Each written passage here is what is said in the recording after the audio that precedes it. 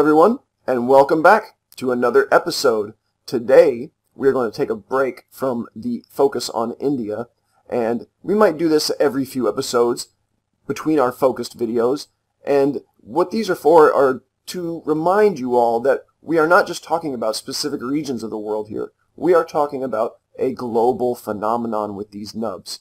So what we want to do today is kind of just spitball and start off in a famous place at one of our favorite nubs, and we will just branch off and see where the conversation goes. So today I'm joined again by Phil from the Ancient Alternative View. Phil, how are you doing today?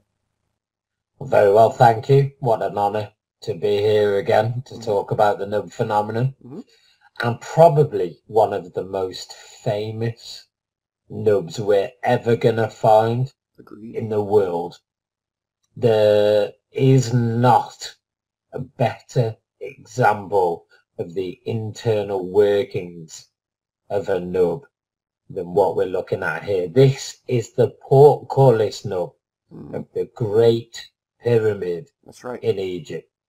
I'd like to thank Larry at AIP for this specific photo. Of course. We have other ones ourselves, Andrew, but when we look at this nub is specific to a certain set of engineers that made the internal workings of the Great Pyramid. So this isn't just a hallmark.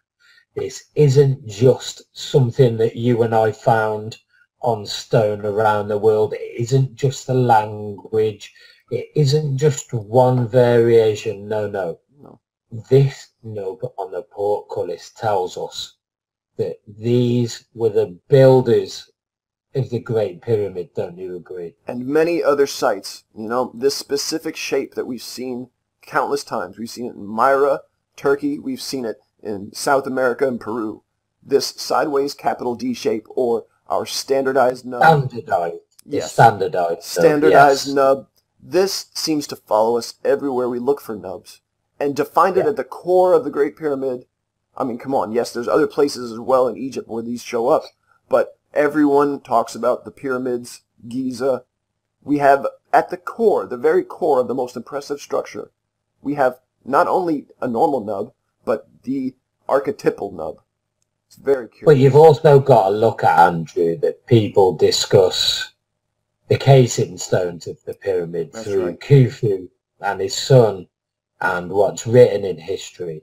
We can look at written history all day long, can't we? That's true. But let's be honest, this is written in stone. Yes. Within the internal buildings, the engineering schematic. Yes, this is not something that can be forged. This is not a document that can be mistranslated by a scribe or anything. No, this is mute testimony in the stone for all time. That's going to show us. You know. The internal workings of the Great Pyramid. So when you and I found this, we found different photographs of this. Only a couple, So, there are only a few, and a schematic as well, that show the portcullis. Now, this is what we describe, you and I, with our phenomenon, as a standardized circular shape nub. And people can recognize this as the internal workings of the Great Pyramid. That's right. It was a functional part of the Great Pyramid. That's right. No one can take that away from us. It's right there in front of you in stone. Yes. And the fact that there are only few photos of this, you know, thank you to Larry. I think we have, Megalithic Maiden's short little clip in her video, and these scant few photos that we can find on Google. There are very, very few photos of these artifacts and the internal workings in general of these structures. Yeah, agreed. And the portcullis was a working part of the pyramid. So when we listen to other engineers, other ancient researchers, the people that have had a similar idea to us, we look at what we've learned through our degrees and through other people's degrees and through engineering, through what physical evidence might mean. Yes. This is actually a physical evidence point of view that shows that we have found a standardized version of something that works within the Great Pyramid that everyone looks at. That's right. So vigilantly, Andrew. Of course. And we are now looking at the workings of that. Now, the most complicated part. Yeah, if we were going to look at an engineering point of view towards the pyramids, then we would have to take into consideration A, the physical evidence, which shows us the standardized nubs that we've looked at. Yes. B, is it a circuit? Is it something that has gases going through it? Is the water that was used through it, through our maybe two-dimensional version of events, could we apply what maybe our ancients were looking at to an engineering phenomenon that applied our nubs as a marker, because they're there, we've seen them within the physical evidence. Yes. Now, we've seen vitrification on a specific photo, but nonetheless, the standardized version of the nub remains on the portcullis chamber. That is factual, isn't it, Andrew? Yes, and even with what we're looking at right here, this diagram, it is not completely accurate. And every diagram you look at, you cannot trust 100%, especially any computer-generated, you know, these recent computer-generated models of the insides. I wouldn't trust any of them, you know, unless you actually have a 3D scanned, you know, replication of the inside of something. You're not going to be able to trust what it's telling you. Like, for example, here, the entrance where this man is standing. From this illustration, it looks like there's no room between the entrance and the front of the slab. So in this diagram, there would be no space for someone to take a photo of the nub, right? So you'd have to look. Agree. You'd have to look at different diagrams, and we can just jump over to Google, really, and we've got lots of them over here. First of all, here's the photo in question. This is a horrible quality photo, by the way, guys. This is it. This is as big as you get. I'll blow it up a little bit.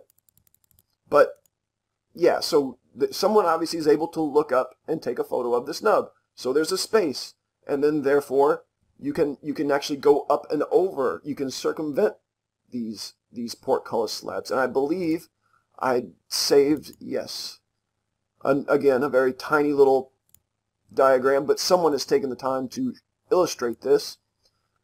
It can be circumvented. Someone can go over it, right? So is it really to block off and to seal something inside, or is it part of something more complicated, some inner workings of different things? There's three. I think for me, Andrew, yeah. I think for me, on the two photos that you've just shown, number one, there was vitrification on it's the shiny. first photo. You can see it shine, right? If you look at the blocks to the right and the left at the extreme bottoms, they almost look like beveled edges. They do. We've seen that hallmark all around the ancient world. So was this actually a final product of a specific engineering group that came together that made the internal workings of the Great Pyramid and the pyramids that follow? I mean, yes. I think so. It really looks like the culmination of all those other skills and you know, artifacts in the stone that we see at the other sites. Here we see like the masterpiece opus of that. Couldn't agree more. And where you looked at the schematic diagram prior to this image, where it shows where you could maybe climb over or move or whatever. Yeah, lots of different diagrams here. Yeah, there's many of these. What we've got to look at is, was it maybe water that was in place? Was it gas that was in place?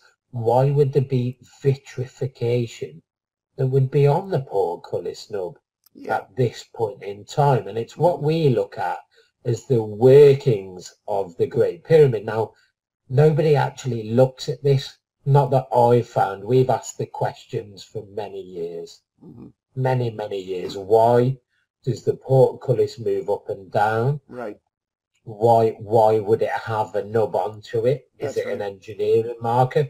No one will answer us on that, so it looks like it's down to you and I to explain that. Does it or does it not? And then another good question, I can pull up the actual photo, but in the diagram is a good way to illustrate it too.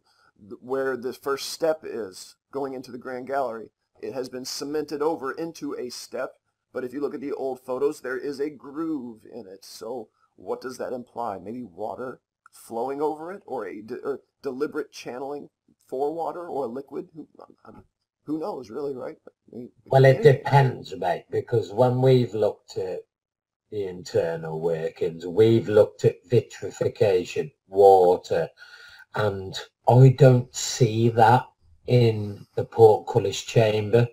I really don't. I see where it may have been manipulated by people getting in there, but what I don't see is heat. I don't see that. It almost seems like it was a working, functional part of the pyramid. Do you see the lines on that diagram that you're looking at now? There we go. It almost looks to me like it was gas that was coming through there now. It's very etched. We can talk. Yeah, it's very rough. Yeah, it is. Pitted. It is. It doesn't look worn, does it? Like water was running. Yeah, not the normal wear and tear you would think. Or even, if it's only supposed to be opened and closed one time for the pharaoh to be buried, yeah, there shouldn't be anywhere. If it was a burial chamber, why have a functional part at the top of the pyramid when underneath on the separate set to the pyramid, you had other functional parts, like you had lines of star alignment that came out of the left-hand side of the Great Pyramid. Right. You also had separate areas that, like matter, ancient architects has looked at, where there were avenues that you could go into. Were they blocked off? Was it a solid avenue at some point? Now, I think that may be a point of discussion, but I've got to be honest with you, and this is my own point of view. I think that maybe the internals of the pyramid was a separate structure, Andrew, and it may have been encased by later cargo cults, so thus would have given it a far earlier date on its original building. I mean, the nub does suggest that. That is not something that's unheard of, because if you look up the Laocoon pyramid, what is this? You have a giant mud brick pile, but underneath, it hides megalithic blocks. So there is a precedent for this going on in Egypt. So maybe what we are seeing with the Great Pyramids, or the Giza pyramids maybe, and maybe other pyramids like the Red Pyramid, the Bent Pyramid, you might be looking at an engineer version of what we see here as a cruder version later on. They chose to encase their structure in the middle, their core, and then later on the Egyptians copied that practice. Like with the Step Pyramid, we were talking about this earlier. The Step Pyramid, while supposedly being the first and not as good as the Great Pyramid or any of the Giza pyramids, why then at the core of that Step Pyramid do we have a very impressive megalithic slabbed construction with bevels on it as well? Yeah, I completely agree with that, and I speak to Dave at Uchronia, Utopia, and Josh as well, who is very good friends with the doc that unfortunately has passed away now. And I actually think that they've got a point in that maybe they were encasing later with a cargo cult an earlier engineering feat that was functional. Now, people don't look at that. They look at maybe that the mainstream could be correct on that 24 hours a day. We were building a structure for 25 years that could have worked and been functional. It doesn't ring true to me, Andrew. It rings true to me more that there was an engineering schematic that went on for a long, long time, the geometrics that went on pre-cataclysm and further, that showed our engineering alignment along with the nubs, which is physical evidence, let's be honest. Agreed. No one can take that away. and it was a functional part within the portcullis chamber. Okay, and then we're going to go outside here just to prove the point. Right next door, the McCowray Pyramid, on the casing stones, we have more of the nubs. Now, the difference here is these are on the outside, and yes, you could say maybe this is later on. This is a restoration effort or a preservation effort, but with the portcullis slab nub, Phil, it's right there at the core, so we really cannot excuse away the nubs in that scenario. And then if it is in the core there, what does that say about the casing stones here? The antiquity of them. And my problem with that is that we're missing half, if not 3/4, That's true. of a full pyramid's worth of casing stones that would have told us exactly what the nub phenomenon was. Can you just imagine, right? I really imagine. Can you imagine? Right. I mean, we know that they're there from what is left, but there is a vast chunk missing. Yes, and we know the stories, right? The stories of these pyramids and their hieroglyphics that were supposedly on their casing stones. I mean, how much closer of a parallel do you need? I mean, if it was going to be speaking of a language that was written in stone, the ancient wisdom keepers, they can't deny that the Menkaure pyramid would have been encased in that specific language everywhere. Now, we're only looking at the bottom. It's not even a third, it's the smallest part of it. That's true. But we see nubs everywhere with the same configuration of polygonal stonework that you and I follow all around the world. The lipped blocks, the bottom, yes, you can see different types of block work, some of the different surface treatments, and then yes, there's a few clear courses where the nubs appear. It is concentrated and clustered in certain cases, and here we have a very good example of an intact row, like you would see in South America at the Sun Gate, or that Naya temple near Baalbek. There's a few examples, or Assos temple in Turkey. There's a few of these where you still have at least a sentence or a phrase or whatever they're saying. You have at least a segment of it intact. Yeah, I completely agree. And why would you have taken it down? Mm-hmm. That begs another point, doesn't it? Right. Why would the entirety of that pyramid stone been taken down? Now, we look at religion, we look at other things, but you and I look at physical evidence, and with the internal workings of the Great Pyramid, the portcullis being the workings of it, when we look at the Menkaure Pyramid that would have been covered in it, we can see so many examples of different variations of the nub phenomena. I mean, there's our standard nub. Right there, we'll zoom in. The same as the portcullis slab, right? It is the exact same as the portcullis slab. I mean, right there. Completely agree. Yeah. Semicircular over the top with the standardized straight bottom. Mm-hmm. Now, we've looked in our series at all sorts of different variations of nubs, but at this point in time, these are exactly the same mineralogy of the stone that it was encased in. And right here, unless I'm wrong here, it's broken off. To the right that you're looking at, you've got it broken off. You've got how close do they want me to get, Phil? Nub. I'll get as close as they want me to get, Phil. Does anyone see wood there? Anyone in the audience see wood or rebar or anything like that? I just see snapped off rock. That's all I see.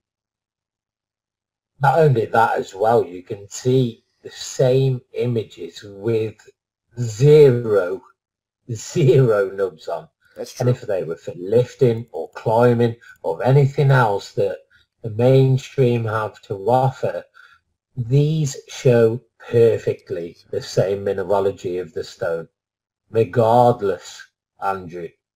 Now, you just simply wouldn't lift or move or climb that same configuration, would you? No. If it was in its entirety across a... No. Now, when we move across the world and we look at that exact same configuration. And we put what you find at the Menkure pyramid above the doorway. That's right. We've got a type 3 configuration of the nubs, standardized. It's standardized above the doorway. Now we could look at South America with exactly the same configuration of the times 3. And in Syria, next to a door, sort of over the door at Hosen Suleiman. Hosen Suleiman is a perfect example as well. And then, like Chris at Stone Nub Language has shown us, at the Trikutam Temple, there's a door, what's left of a doorway, and a polygonal nubbed wall, and there is a configuration of 3 nubs, almost in an equilateral triangle, right next to the door. I mean, how many? So I think when it comes to variation, Andrew, right, we can ultimately categorize now that these are definitely 100% functional, because we've looked at it at the portcullis chamber within the Great Pyramid at the beginning of this episode. We've looked at it that it could be a language on the Menkure pyramid because the mineralogy is identical to the stone. It doesn't say to me that it's wood. It doesn't say to me that it's for climbing. We've got a very good example of opposing nubs that you're looking at now. Right, yeah, 4 on 1, 2 on 1. Yeah, why these configurations? 3 on 1. You have way too much variation going on here. This is 2 different levels, maybe. This is, of course, we have the top is broken. So maybe that what we're seeing on the opposing block there with the nubs, we're seeing the bottom of the sentence or whatever that was above, the row of nubs that was above. Agree. I mean, if you look at where the ×4 is, where that's right, you've got the blocks that are broken away, what if that was the next sentence above that would have been spoken of? Really makes the workings of the schematic of that pyramid. The Menkure isn't the Great Pyramid. Come on. We're looking at a separate pyramid here, but why would you have a ×4 configuration? Certainly wasn't to lift that block when you look underneath it, that you've got 0 of course nubs underneath it. Yeah, obviously. It's not wooden. No. There's no wooden sandbag within there. No. You weren't climbing that initial period when you've got a facade at the beginning of it that leads you straight up to it where we'd be taller than it. That's so true. why would it be there, Andrew? Why would it be there if the mainstream attitude was correct? I really wonder, Phil, if we can't make some serious connections with these patterns to some of these other sites. If we can just get a few good straight head-on photos where we can actually measure their profiles, you know, across certain blocks, like in scenarios like this where we have a string of them. I would really like to know at Naya Temple, at the Sun Gate in Peru, and especially the Menkure Pyramid, the Coricancha. Yeah. I mean, there's so many examples. All those sites in India we're talking about. You've got the steps of India that relate to the Coricancha. Yeah. You've got the Tamil Nadu wall, of course, that relates to Pleiades, a star configuration. It looks like it. It does look like it. Now, if we could take everyone's point of view that looks at this specific hallmark of the nubs, that realizes that they are exactly the same mineralogy. I think so, yes. They are. Well, come on, they are. I have to say, I've never seen an example where they look like anything else. Every single scenario at every single site all looks like stone. I would love to see someone show us mineralogy that actually shows it's like wood within the workings of the nub. Agreed. I would love to see a site where it shows that everything was for climbing, for argument's sake. Or any when of we those look examples. at the Acropolis and the triangular nubs are turned upside down, why would you climb on top of a point? You can't grab a point. Really wouldn't, they would need to be upside down. The blocks would need to be upside down. Right. Of course they would. We've looked on that on a prior video with Guy, one of our team, where he looked at with us a configuration at the Acropolis where you would need the nub turned upside down. It means absolutely no chance that Acropolis nub was for climbing, doesn't it? No, yeah, and again, that's another variation of the shape and profile of the nubs that might be, you know, just specific to that region. We could also look at some of the ones in Peru that might be just specific to that region, but we do have this one standardized shape that seems to echo everywhere. So if that was maybe one specific builder or group's marker, that group seemed to be ubiquitous or the most skilled and the most, you know, well-traveled. But it still stands out the point that there was a worldwide engineering culture Absolutely. that used this specific hallmark. They were all using it. Every single temple, including the inner workings of the Great Pyramid, which includes, might I add, the portcullis chamber that we have surmised water, gas, or whatever functionality that pyramid had would have had to have had inside it, because it's right there on the workings of it with the portcullis. And you bring up a good point with the water marker, because like we've seen at the Osirion, we have markers, nub markers, that are below the water level line today. So what does that imply? You know, you can only see them when the water level is at certain depths and times of the year, you know, the tides. That it seems like a sophisticated system to me. Like India as well has some of these step wells with maybe just one or two nubs on them. Again, marker levels for like half full, or, you know, getting to the drought period or what have you. Well, that comes down to variation of specific nubs, doesn't it? And what me and you have literally looked into since we found the nubs is the variation of specific nubs. Now, water level markers, i.e. functional, like we've looked at in the Great Pyramid, we've looked at the Menkaure Pyramid now as a specific variation. Now, there has to be a worldwide phenomenon. You and I have spoken about this so many times. Why does it show this in the Assyrian? Underneath the waterline, above the waterline. Yep, along the back wall. Yeah, I mean, why have we got a nub that is exactly the same as you find at the Coracancha? That square one, very square. The only one really like that in comparison to all these others. This one over here is very square. I have a better. It's exactly the same at the Coracancha nub. We've got such variation. The Coracancha to Egypt. Now, why were they near to each other, Andrew? You mean the small filler stones? That's at the Coracancha as well, right? Multiple hallmarks. Yeah, agreed. You've got inverted nubs at the Assyrian. Plus, as well, you've got to look at it subterranean, isn't it? Yeah, let's go back to that old different photo. Level engineering. Where's my old marker? I love this old photo. I mean, it just says it all. Over here on the right, you have a block with nubs on it that's right at the level where the water is today. So that's why you cannot see these today. And it just makes you wonder, are there more around there? I can remember LAH, a very trusted channel to you and mine. Great researchers, really great researchers. Fantastic. Skylove, probably one of my heroes, and thank you very much for everything that you've done. Their team is great. Their team is fantastic, and we've emulated that sort of team with... Yes, we do a lot of the same kind of stuff, guys. Yeah. So really check them out. We'll put a link in the description for their channel.